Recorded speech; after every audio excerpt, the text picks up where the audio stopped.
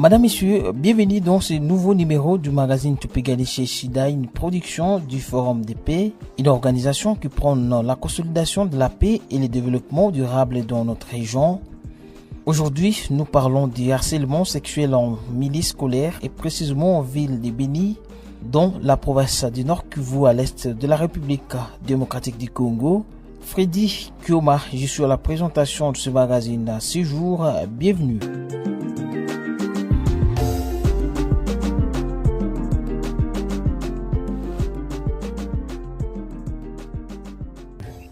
Le harcèlement sexuel en milieu scolaire à Beni est une problématique alarmante. Lors d'un webinaire organisé par le Forum des Paix à date du 12 novembre 2024, 3 facilitateurs ont proposé des solutions pour lutter contre ces phénomènes.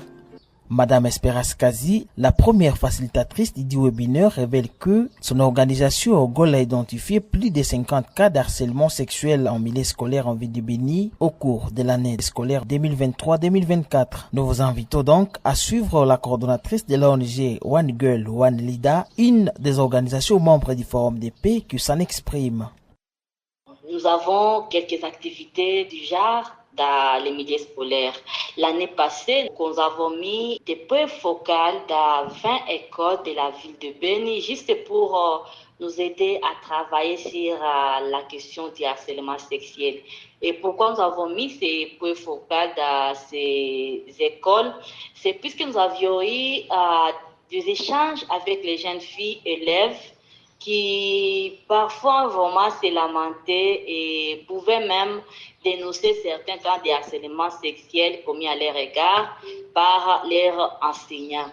Et quand nous, on a essayé d'analyser ensemble avec elles, nous avons constaté que parfois, ce n'est même pas que ces enseignants sont plus jeunes, voilà pourquoi ils commettent des harcèlements sexuels, mais même les enseignants qui sont mariés, même le préfet des études mariés commettent aussi ces harcèlements sexuels.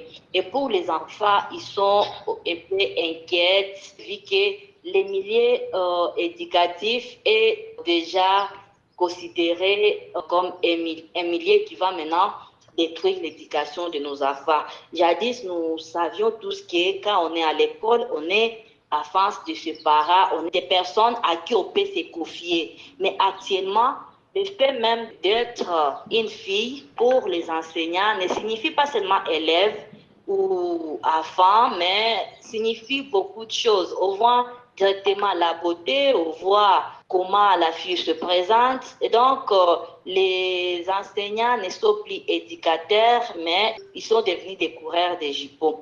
Et c'est ça même la raison qui nous a poussé, nous, comme OGOL, une organisation locale, avec comme objectif, en fait, de lutter contre ce harcèlement sexuel et de promouvoir surtout le leadership féminin, puisque demain, nous n'aurons pas de leaders qui sont violés, qui sont harcelés, qui sont donc traumatisés.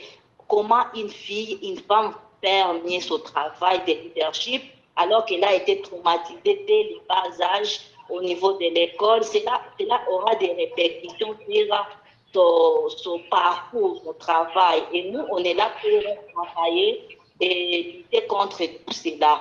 Et j'ai dit que nous avons été dans une école. Et dans certaines écoles, nous avons constaté que la plupart des filles ne dénoncent même pas ce genre de harcèlement sexuel. Et ces harcèlements sexuels se commettent comment? Vous allez constater avec nous que parfois ça commence comme de blagues. Parfois, un enseignant peut toucher le derrière d'une fille et dire que tu as commencé à grandir. Vous comprenez que ce genre de comportement ne pouvait d'ailleurs pas arriver entre élèves et enseignants, puisque je ne sais pas si mon père touchait mes derrière et dire tu as commencé à grandir, je ne sais pas, est-ce que c'est le respect, puisque dit-on que le respect doit être aussi réciproque. Si c'est votre papa, vous ne devez pas les toucher sur ses seins. Pour l'année passée, par exemple, est-ce qu'on peut savoir quel a été réellement le nombre de cas que vous avez identifiés? Oui, dans 20 écoles où OGOL est passé, nous avons ramassé au moins 56 cas de harcèlement sexuel que les filles elles-mêmes nous ont donc raconté.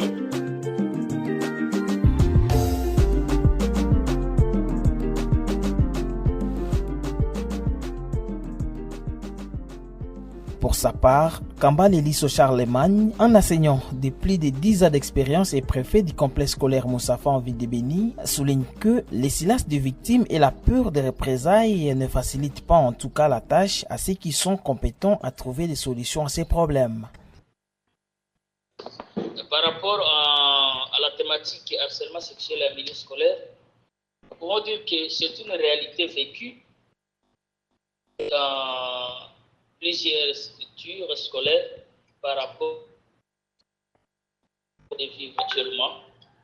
Et cette situation ne permet pas aux établissements scolaires de très bien évoluer parce qu'il suffit que ces actes commencent à se commettre au sein de votre établissement scolaire, là qu'il y a des enfants qui sont sérieusement éduqués à la maison, les enfants et les parents qui sont actualisés par rapport aux enjeux de l'ère, nous connaissons une déperdition des élèves et en majorité des jeunes filles qui abandonnent. Pourquoi? Parce qu'ils sont beaucoup plus acculés par certains enseignants. Mais aussi, cela est difficilement géré au point que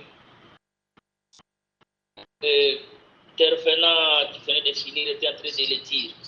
S'il n'y a pas de dénonciation pratique, nous avons du mal à découvrir ou à dénicher ces situations qui sont en train de se passer parce que nous avons l'expérience depuis que nous sommes à la préfecture. Au cours d'une année scolaire, il est rare que vous puissiez trouver 5 cas qui viennent dénoncer cette situation d'harcèlement. Vraiment, il est rare. Au moins, depuis que nous faisons appel aux intervenants en matière, notamment au GOL et d'autres structures qui parlent des violences sexuelles et violences basées sur les genres en milieu scolaire, les enfants commencent à braver la peur et commencent à dénoncer. Mais aussi, ça dépend de la situation, de comment on s'est connecté. Et cela est venu dans quelle tendance? Beaucoup plus les cas qui sont dénoncés, ce sont les cas qui interviennent en échange de points. Si cette situation d'échange de points n'est pas là, et si cette communication a commencé en dehors du cadre pratique du milieu scolaire, et que par ricochet qu'on se retrouve maintenant dans une même enceinte, les dénonciations ne viennent toujours pas.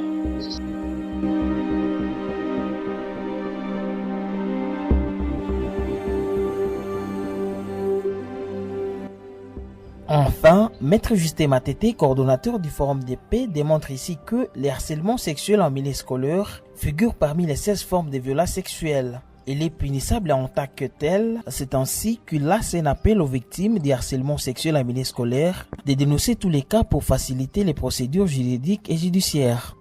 Et il nous a été demandé de démontrer l'aspect juridique de ce qui fait l'objet de notre webinaire de ces jours, harcèlement sexuel. D'abord, ce qu'il faut retenir de prime abord, c'est que c'est l'une des formes de violence sexuelle. Ça doit être acté comme tel. Voilà, alors ça c'est le premier argument. Le deuxième, c'est que cette incrimination d'harcèlement sexuel a été introduite dans le code pénal par la loi du 20 juillet 2006. Et donc, c'est juste pour réguler les choses parce que la communauté, surtout de ce côté-là, en milieu scolaire, je voulais dire, il y a beaucoup de bavures qui s'est perpétrées et c'est comme ça que les législateurs avaient aussi jeté son regard non seulement vers les secteurs éducatifs, mais il avait élargi parce que harcèlement sexuel ne concerne pas seulement milieu scolaire. Mais comme nous parlons de milieu scolaire, et donc on va rester sur cette pente-là. Mais il y a des préalables pour qu'on parle de harcèlement sexuel.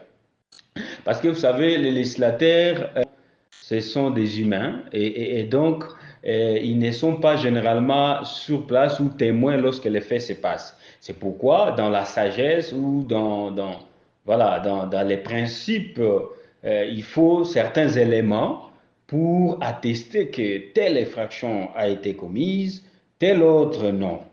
Et donc, ce qu'il faut d'abord retenir à ce stade-là, il faut des éléments constitutifs Et donc, la coexistence des éléments, 1, légal, 2, matériel et 3, moral, établit maintenant en fait comme en droit l'infraction des harcèlements sexuels. Et donc, sans ces 3 éléments coexistants, il sera difficile à quiconque veut intenter l'action pour harcèlement sexuel d'en être en mesure d'éprouver.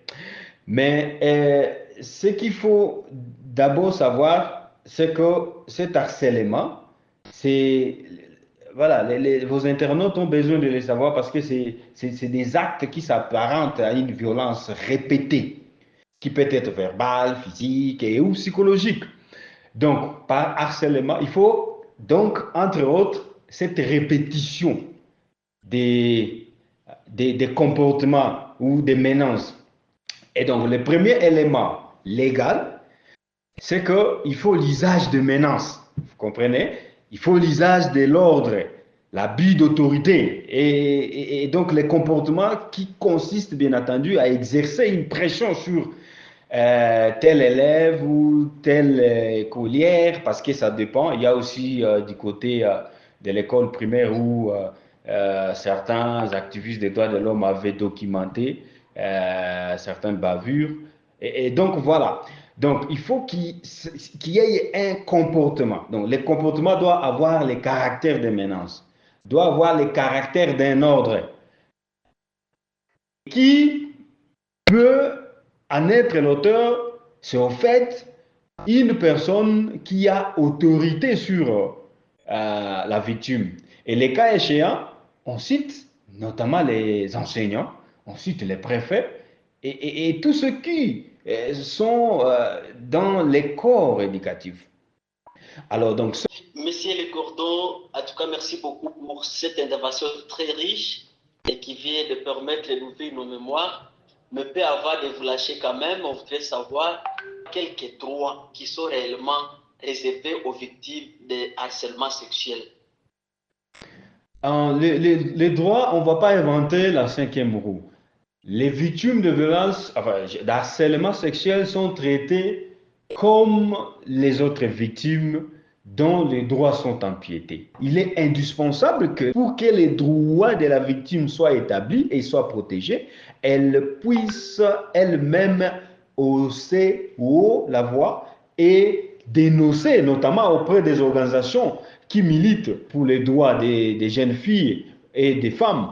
Ogol est là. Elle dit qu'elle reçoit des alertes. Mais en recevant des alertes, Ogol ne peut pas par lui-même se présenter devant l'instance judiciaire pour dire « nous venons accuser telle personne parce qu'elle a harcelé telle autre personne ». Non, la loi dit que seule la victime ayant été harcelée peut intenter une action contre son bourreau. Voilà la précision que je peux apporter à ce niveau. Merci.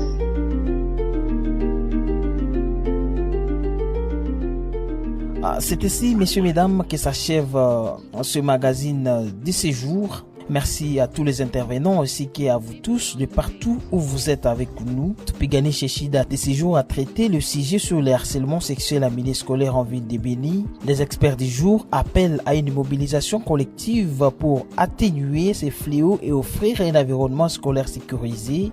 Grâce à des efforts conjugués, le harcèlement sexuel en milieu scolaire peut devenir un souvenir du passé. Freddy Kioma, c'est mon nom. Au revoir et à la prochaine.